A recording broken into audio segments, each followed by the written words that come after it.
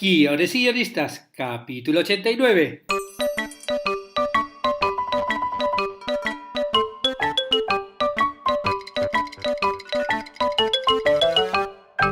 Buenos días a todos, bienvenidos a Guiones y guionistas, el podcast con el que todos podemos aprender a hacer guiones. Cada semana salimos al aire con 2 programas en los que vemos un nuevo elemento, técnica o herramienta para que sepáis más del inquietante mundo de los guionistas y el vibrante arte de los guiones. Hoy volvemos a nuestra cita mensual con vuestras preguntas como protagonistas. Preguntas que, ya sabéis que me podéis enviar por todos los medios posibles. Por Facebook, por iVoox, por los comentarios de iVoox, por YouTube, los comentarios, que también os recuerdo que hay un canal de YouTube donde subo los podcasts, ¿no? Y os podéis suscribir y, los que estéis mucho más enganchados a YouTube, los podéis oír a través de ahí. Y preguntas que me enviáis a través del contacto de la web, ¿no? Bueno, pues bien, yo voy recogiendo todas y cada mes os las contesto en el podcast para que os ayuden un poquito a todos. Hoy tocan las preguntas de abril, que iban a ser las de marzo, pero se retrasaron un poquito y ya llegan. Pero antes, recordaros que continuamos con el curso de creatividad online para los que ya estéis suscritos en la plataforma Guiones y Guionistas. Hoy vemos el videotutorial de una web muy imaginativa y visual que sirve para crear cuentos e historias online. Storybird se llama. Esta web ofrece imágenes preciosas de muchos diseñadores que tienen en cartel para que crees cuentos online a partir de esos diseños, a partir de esos dibujos que después puedes incluso publicar en papel o publicar ahí en la web, que también tiene una especie como de red social. Echadle un ojo que a mí me ha encantado y los que estáis suscritos vais a poder ver el tutorial completo de cómo utilizarla. Y para terminar, contaros que ya tengo el prototipo del generador de historias. Los que seguís la cuenta de Instagram de Guiones y Guionistas ya habréis visto algunas imágenes porque, estoy publicando el proceso en el Stories y de Instagram y también en el propio timeline. Pero ahora me toca hacer el vídeo explicativo y el martes que viene espero poder presentároslo a todos. Y ahora sí, vamos a por las preguntas y respuestas de abril. Comenzamos con una pregunta de Andrés Morales que me llegó vía Facebook y dice así: estimados y estimadas, una consulta. ¿Tiene algún nombre cuando un antagonista gatilla o acompaña el cambio del protagonista de tal forma que pasa a ser su guía en el nuevo camino? Como ya sabréis los que habéis hecho el curso de guión de cortometraje o tenéis el planner de guión, John Truby, crítico de guión, el escritor, el guionista, cuando habla de las funciones de los personajes, establece varios tipos. Voy a contaros un poquito esto para intentar contestar a Andrés y que lo entendáis todos. Por un lado, John Truby habla del protagonista, que es el que tiene el conflicto central, ¿no? Y es el que, el que como tiene intención de solucionar el conflicto, lo que hace es impulsar la acción. Tiene un objetivo y lucha por él. Y el resto de personajes un poco, representan una oposición o alianza para el protagonista, ¿no? O una combinación de ambas. Es decir, le ayudan a conseguir ese objetivo o al revés, le ponen obstáculos y se lo impiden. En los demás funciones del protagonista está por un lado el antagonista, del que habla Andrés, que es el que quiere impedir que el protagonista consiga su deseo. ¿Por qué? Porque normalmente suele desear lo mismo que el protagonista. Por ejemplo, me enamoro de una chica, pero ella tiene otro novio que también la acosa. Ese obviamente es mi antagonista. ¿Por qué? Porque también tiene el mismo deseo. O hay otras veces que es un deseo contrapuesto, ¿no? Yo quiero capturar al asesino y el asesino que quiere que no le capture, ¿no? Y ese es el juego. Por otro lado está el aliado, que es el ayudante del protagonista, ¿no? Un poquito el que le echa una mano en la búsqueda de su objetivo y que lo que sirve también muchas veces es como una especie de caja de resonancia que permite que el público oiga los valores y los sentimientos del protagonista. Y luego surgen dos otros tipos de personajes que en uno de ellos yo creo que podemos englobar el personaje que nos está sugiriendo Andrés. Por un lado está el adversario falso aliado, es decir, el que aparenta ser amigo del protagonista pero que en realidad es un rival. Lo que hace es ayudarnos un poquito a dar oposición al protagonista y hace que haya más giros en la trama, ¿no? Ya que, parece que es un aliado, pero una de dos, hay dos opciones. Una, que el espectador ya sepa que no es un aliado y que estamos viendo que le está ayudando, pero que luego lo que quiere es obstaculizarle. O la otra opción es que no lo sepa nadie, ¿no? Y que veamos y cómo le está ayudando, pero ya tanto el espectador como a lo mejor el propio protagonista empieza a intuir de uy, este yo creo que no, este que no, y luego descubramos que no, que es un adversario que parecía que me quería ayudar, pero en el fondo no, ¿no? Que muchas veces lo que pasa es que, claro, de tanto hacerse pasar por el amigo del aliado, pues como que le está ayudando muchas veces a conseguir las cosas, ¿no? Y como que está ahí, no sé, está intentando tanto derribarle que le ayuda, ¿no? Pero yo creo que al que se refiere Andrés es a otro que sería la siguiente función, que sería el aliado falso adversario.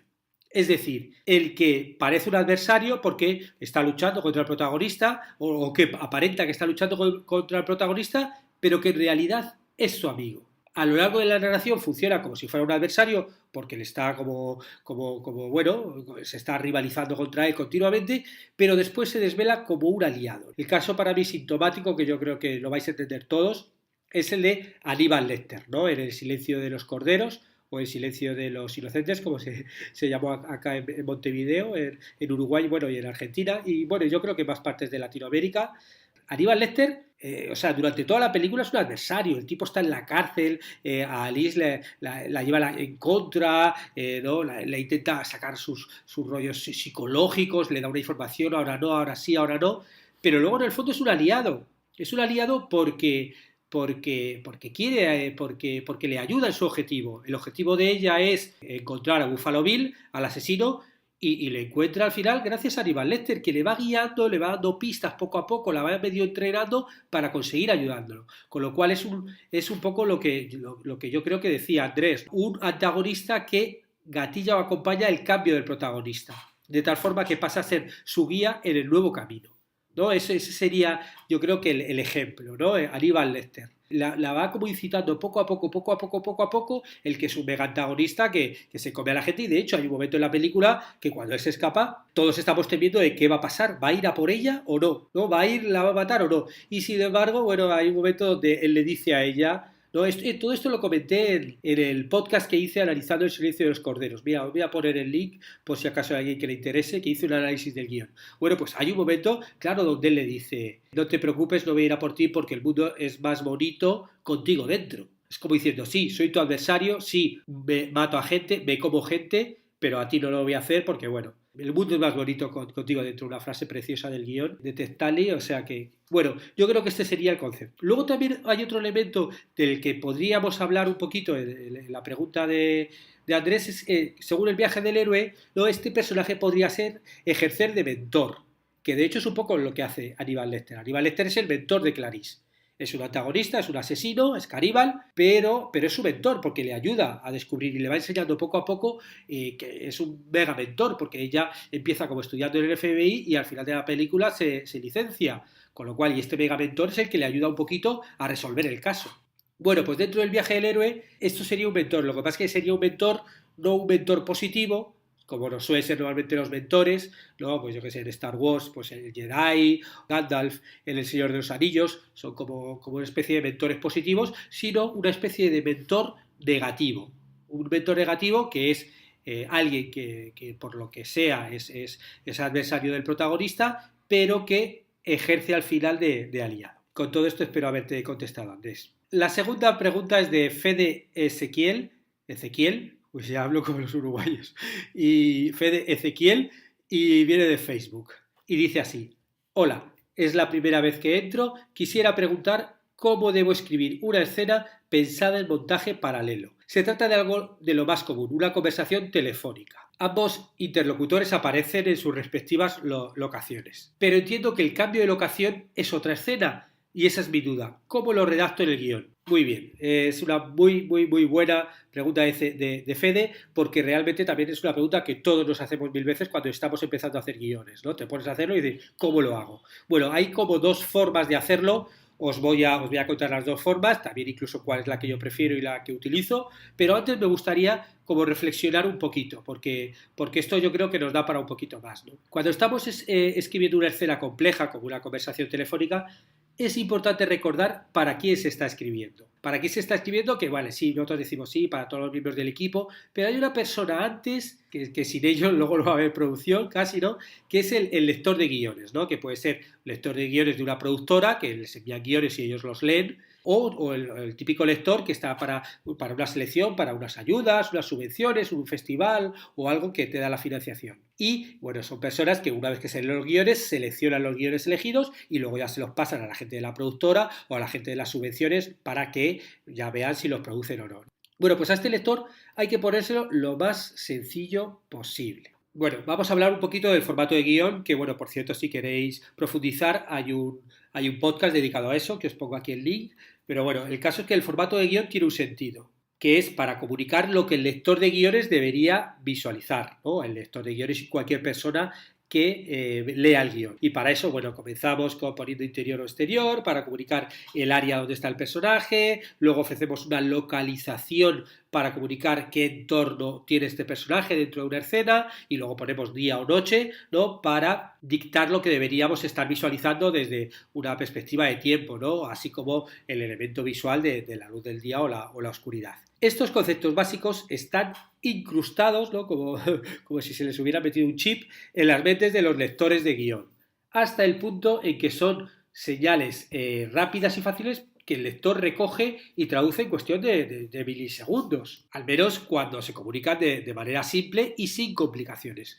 Por eso tenemos que simplificar lo que podamos nuestro guión. Esto nos vale para todos los guiones, no solo para cuando hablemos de conversaciones telefónicas. Cuando los lectores van a una nueva localización, pues ellos completan con interior, exterior, día, noche, su cerebro, bueno, pues sabe que tiene que hacer ese cambio. Les dice qué visualizar y qué se debe ver en su mente, ¿no? Como una pantalla incorporada de cine, ¿no? Y cada vez que te metes con eso, o sea, que cambias un poquito esto de esta estructura ya montada, bueno, pues el ritmo del guión se ralentiza y el lector de guiones pues se ve obligado a parar esa película que tiene en la cabeza y leer el formato de nuevo y tomar un tiempo adicional pues para reinterpretar el formato y entenderlo, ¿no? Y claro, eso no es bueno, ¿no? El formato está ahí por una razón y juega un papel fundamental en la visualización de tu guión. Y después de aclarar esto, hay dos tipos de forma de poner una conversación telefónica en un guión, como os comentaba antes. La primera es conocida por utilizar la palabra intercalado, que sería en castellano, o intercat en inglés,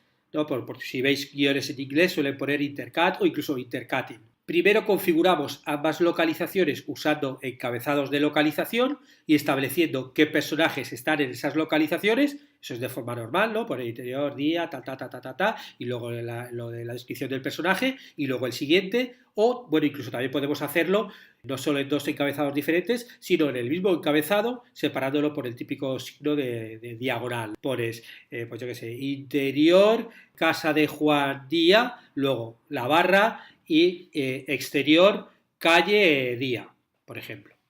Y después de haber hecho esto solamente una vez, ¿no? De haber puesto ya sea en el mismo encabezado o los dos encabezados distintos, escribimos intercalado conversación de teléfonos o intercat conversación de teléfonos, seguido de los nombres de los personajes sin interrupciones y diálogos sin interrupciones en las diferentes ubicaciones y sin ninguna especificación de quién deberíamos estar visualizando en cada momento, más allá de la descripción de la escena que estamos utilizando. O sea, ponemos la descripción de un personaje, le ponemos hablando por teléfono, luego descripción del otro hablando por teléfono y lo vamos, como ya hemos puesto lo de que están intercalados, bueno, pues vamos sin necesidad de hacer cambio de escena, ponemos toda la conversación para que sea en continuidad. Claro, el problema de esto es que con este sistema estás forzando al lector a decidir qué visualizar y después también estás obligando al director a grabar las dos escenas y a decidir el montaje, qué es lo que estamos viendo en cada momento. O sea, es un acto como muy del guionista, un poco como muy, que lo pones de forma general, casi un poco, no sé, podríamos decir como medio más perezosa, porque tú no te obligas a pensar cada plano que vas a ver si lo pones. Es una conversación de estos dos personajes, esto es lo que se dicen, me centro en las acciones y los diálogos y que luego ya pues el director decida qué va a poner en cada imagen, ¿no? Este tipo de forma se puede utilizar si las dos escenas pasan, por ejemplo, en los dos mismos lugares y los personajes no se mueven mucho, ¿no? Pero si se mueven mucho o un personaje que está hablando por teléfono y tal, ya se complica mucho. Porque claro, tú estás leyéndolo todo en la misma descripción. Y la segunda opción, que es la más cinematográfica, consiste en proponer cortes específicos a cada localización en la que está cada personaje y usando VO, o sea, VoiceOver o OS, Off Script, para determinar quién no está en la pantalla. Y bueno, también, por ejemplo, si estamos viendo a un personaje en un escenario y oímos lo que está hablando en la conversación del otro, pues tendríamos que poner al otro, pues eso, voiceover, ¿no? VO, voz en off. También puedes ir poniendo la acotación en el teléfono para asegurarte de que el lector del guión recuerda que la persona en la pantalla está hablando por teléfono. Esto, sobre todo, es muy útil cuando hay un diálogo compartido con personajes en la pantalla, ¿no? Mientras el personaje también está en el teléfono, ¿no? Lo típico de yo estoy hablando por teléfono con una persona, pero también estoy hablando con otra persona que está aquí. Entonces, claro, hay veces que hablo por teléfono y, claro, hay que poner ahí en el teléfono y otras veces que hablo al otro personaje que está ahí. Entonces, claro, para eso es útil poner en el teléfono. Pero, claro, esta opción nos obliga a que cada vez que hay a ir poniendo cambios de escena, ¿no? Vemos primero como un personaje habla, dice un par de diálogos y pasamos en escena y vemos al otro personaje que está en otro escenario. Habla un poquito y luego pasamos a este. Y cada uno es un cambio de escena. Yo particularmente prefiero esta segunda opción porque es más cinematográfica y ayuda al lector a saber qué escena imaginar en cada momento. Además, aquí el guionista puede decidir qué quieres ver en cada diálogo. Si la cara del que lo dice o la cara del que lo escribe, del que lo recibe, perdón. Si utiliza la opción intercalado, le dejas esa decisión al director o al monteador. Pero tú, por ejemplo, si tú dices, no, yo es que quiero ver la típica palabra, frase, no sé, quiero verle al tipo la cara, cómo está diciendo eso. Bueno, pues tú eso lo pondrías en la escena.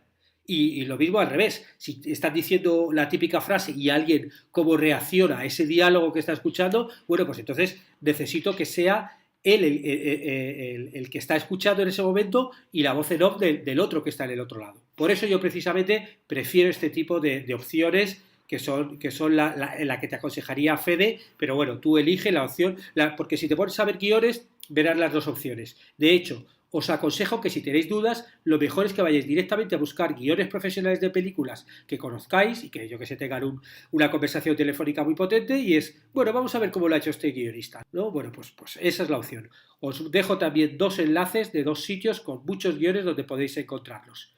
Simplai Scripts y Scripts o Rama, que son, bueno, yo creo que en algún podcast ya hablé de ellos, pero bueno, si entráis ahí vais a encontrar cientos de guiones en inglés, ¿no? de Estados Unidos, que bueno, pues tendréis que mirarlo y bueno, si no tenéis ni papá de inglés, pues ya sabéis, lo escribís al Google Translator y a traducirlo. Pero bueno, como que eso está bien, ¿no? También como mecanismo que tengáis a partir de ahora. Es como de, ay, yo quiero hacer esto y no sé cómo lo escribo. Bueno, ¿dónde pasa esto? En tal película. Bueno, pues busco el guión y veo cómo lo resolvió ese señor, que es un guionista mega profesional, por eso está en esa película y que a lo mejor incluso ha ganado un Oscar. Y que, bueno, pues vamos a ver cómo lo hacen. En eso o en series también, ¿no? Por ejemplo, yo que sé, quiero ver cómo escriben, es un flashback, otra de las grandes dudas de la clavaré otra vez. ¿Cómo escriben esto, yo que sé, en Star Trek que hablan mucho de flashback? Bueno, pues te pones, busca los guiones de Star Trek que existen y ves cómo lo ponen ellos. Y así te resuelven muchas dudas. Y vamos a por otra pregunta. Esta nos la hace Cisco García. Y dice así. Hola David. En primer lugar, enhorabuena por tu iniciativa. Soy muy fan de tu podcast, del cual estoy aprendiendo muchas cosas y afianzando otras. Muchas gracias, Cisco. Llevo un tiempo escribiendo guiones de cómic por placer, nada profesional de momento. Y una de las cosas que me genera mayor preocupación y que en el cómic es esencial es el diálogo o diálogos de los personajes. ¿Podrías hacer algún podcast dedicado al tema de construcción o creación de diálogos para aprender algunos trucos que nos puedan servir para hacer buenos diálogos para nuestras historias? Muchas gracias y un fuerte abrazo desde Jaén, Andalucía, mi querida España, tierra de olivos, como el aceite de oliva ahora que vivo en Uruguay, bueno, no lo echo de menos porque también lo compro, pero bueno, cuesta el doble, con lo cual no puedo usarlo tanto de lo que me gustaría. Pero bueno, vamos a por la pregunta. Cisco, lo primero comentarte que es normal que tengas esa inquietud porque hay mucha inquietud con los diálogos y con razón. Sin ir más lejos, en la página de mi web que tengo habilitada para las votaciones de nuevos cursos, el de diálogos está el primero en votaciones, por lo que ya de hecho os adelanto que si no cambian las cosas, doy por hecho que en la próxima tanda de cursos habrá un curso completo sobre diálogos con 10 clases. Por cierto, Os pongo el enlace para ir a la página de votaciones por si queréis votar, porque estáis apuntando, pensando en apuntaros a los cursos o ya estáis inscritos. No hace falta que estéis suscritos en la plataforma para votar, ¿eh? Me interesa la opinión de todos y de hecho a lo mejor queréis, yo que sé, hay alguien que esté súper interesado en un curso de diálogos, como Cisco, por ejemplo, que no sé si es el caso, pero bueno, si a lo mejor cuando salga el curso de diálogos, pues se apunta a los cursos, como queráis. Pero a Cisco tampoco me gustaría dejarle así a dos velas y me gustaría darle algunos consejos rápidos sobre diálogos para que te puedan ayudar mientras tanto, mientras sale el curso, o de hecho si no te apuntas al curso, da igual, para que aproveches estos consejos. Lo primero, bueno, recordar la mayor diferencia entre los diálogos en un medio audiovisual y un cómic. Para dialogar en los cómics hay que ser conscientes de que hay que ser mucho más sintético que casi cualquier otro medio porque los diálogos no se dicen, se dibujan, es decir, son parte gráfica que ocupa espacio. O sea, tú al escribir un diálogo estás quitando espacio que podría ser espacio de un dibujo. Y que los dibujos también son un poquito lo que hacen especial a los cómics. Con lo cual, bueno, pues imaginaros películas hechas por el guión por Aaron Sorkin, que habla muchísimo, yo qué sé, películas de Woody Allen, grandes monólogos, todo eso en cómic sería como páginas de texto. Que bueno, sí, todos conocemos algún cómic, yo que sé, los de Alan Moore, que tienen mucho texto, pero bueno, eso no es lo normal. Con lo cual los diálogos tienen que ser sintéticos, ¿no? Cuando estás haciendo diálogos de cómic. Y lo segundo te voy a decir, un decálogo de los requisitos que deben cumplir los diálogos de una película, o también yo creo que los de un cómic, que esto es un decálogo que no es mío, los he sacado del libro Cómo escribir diálogos para cine y televisión de Francisco Javier Rodríguez Fonseca, que por si acaso a alguien que le interese os dejo el enlace de Amazon por si queréis comprarlo. Y él dice así, los diálogos deben ser comprensibles, es decir, se deben entender qué dicen los personajes y cómo lo dicen, ¿no? Eso es obvio, porque bueno, pasa en las películas, a veces se dicen algo bien revesado o que no se entiende bien o lo que sea, bueno, pues fatal. Tienen que ser comprensibles. Y si alguna vez no los haces que no sean comprensibles, que sea por algo. Yo que sé, a lo mejor hay un personaje que habla raro o que habla mal y no se le entiende, ¿no? Segundo, los diálogos deben ser significativos. Las palabras deben transmitir algún significado, ya sea un significado emocional, o sea, para expresar sentimientos de los personajes, o un significado informativo, ¿no?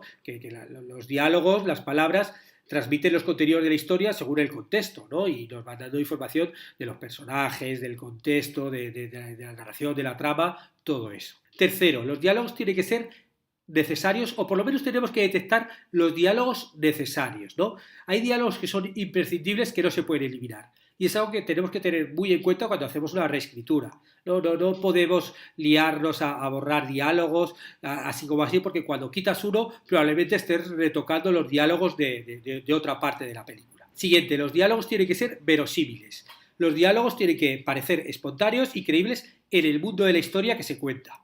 Claro, para eso tenemos que entender ese mundo primero. No es lo mismo contar algo de la época yo qué sé, de la Edad Media, que nuestros personajes sean la Edad Media, o que sea algo futurista, o que sea en un país o que sea en otro, ¿no? Cada uno va a crear su propia verosimilitud y luego cuando hemos creado ese universo, tiene que parecer espontáneos ahí. Los diálogos también tienen que ser apropiados, es decir, cada personaje tiene que utilizar su propio vocabulario. Eso es así. Y tiene que hablar cada uno distinto unos de otros y tenemos que entender que eso está diciéndolo un personaje y no otro porque él habla así, ¿no? Y tiene que ser apropiados en las palabras. También tenemos que pensar que los parlamentos largos retrasan la acción, en las películas hace que la acción vaya más lenta y en el cómic, como te he dicho antes, imagínate, si haces un parlamento largo, te quitas una página de dibujo, ¿no? Y por otro lado, en los contenidos. La intensidad dramática se consigue con algo concreto y claro.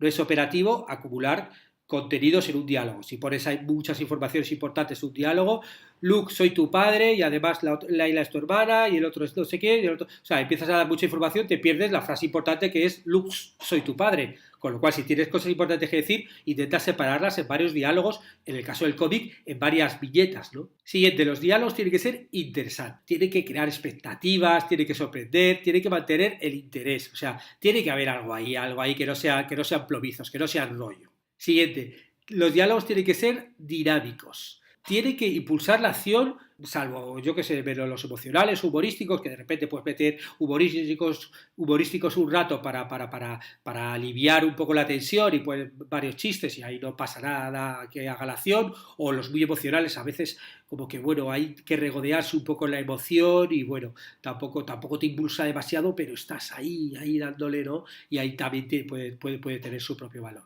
Siguiente consejo, tienen que ser versátiles, hay que recordar que las palabras pueden decir algo distinto a lo que parece que dicen. Hay que recordar el subtexto. Te estoy diciendo esto, pero gracias a todo el contexto que hemos visto, entendemos que le está diciendo otra cosa. La ironía, te digo una cosa, pero te quiero decir otra cosa. Y nosotros, por el contexto, por conocer al personaje que habla con ironía, porque sabemos lo que ha hecho antes, sabemos que lo está diciendo con ironía. Hay que utilizar también las frases sin terminar, frases ambiguas, que te hagan como que le den un poquito más ritmo a los diálogos, ya sea cine o sea cómic, ¿no? Y por último, los diálogos son continuos. O sea, los diálogos están unidos a las escenas anteriores y anuncian escenas posteriores. Y esto tenemos que recordarlo, porque a veces de repente hay diálogos que puedes volver a utilizar escenas que vienen después, o hay diálogos que dices algo muy importante. Esto pasa, sobre todo lo vemos en las reescrituras, que quitas algo y luego pues tienes que retocar varias escenas más porque eso tenía relación con todo lo anterior. Porque una vez que tú haces tu primera versión, todos los diálogos, hay muchos que tienen que tener relaciones entre varias escenas y eso lo tenemos que tener en cuenta. Incluso para crear diálogos que luego vas a repetir como varias veces para darle más importancia, ¿no? Han sido consejos rápidos, pero espero te sean útiles, Cisco. Y con esto, bueno, pues terminamos el podcast de hoy en el que hemos contestado a vuestras preguntas. Y si os ha gustado, bueno, pues ya sabéis que agradecería comentarios y valoraciones en iTunes, iVoox o YouTube y estaremos juntos los martes y jueves con nuevas técnicas, estrategias y análisis para que aprendamos entre todos a ser mejores guionistas. Os despido rápido porque estoy oyendo por la puerta que está llegando Bruno del Jardín y ya es imposible seguir grabando el podcast. Y afortunadamente ya está terminado. ¡Hasta luego!